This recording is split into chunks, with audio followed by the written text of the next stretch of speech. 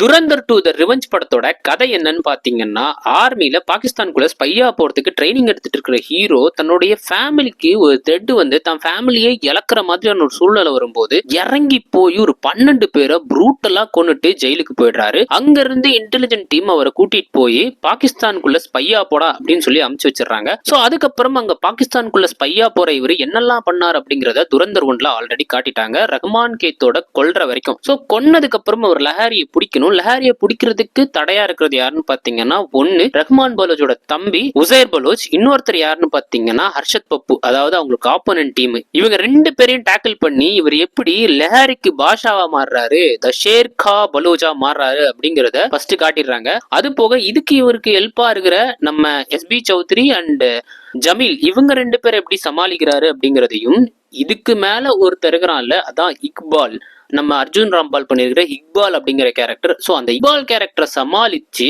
அவர் வந்து அந்த லஹாரியை ஆள்றாரு. அது போக இவங்க எல்லாரும் இருக்கும் போதே பாகிஸ்தானுக்குள்ள இந்தியாவுக்கு அச்சுறுத்தலா இருக்கக்கூடிய பல அந்த தீவிரவாத இயக்கங்கள்ல வேலை செஞ்சுட்டு இருக்க எல்லாரையுமே எப்படி போட்டு தள்ளிட்டு இந்தியாக்குள்ள திரும்பி வரார் அப்படிங்கறத கிட்டத்தட்ட 4 மணி நேர படத்தை ரொம்ப சுவாரஸ்யமா சொல்லி இருக்கிற படம் தான் துரந்தர் 2 த ரிவெஞ்ச்.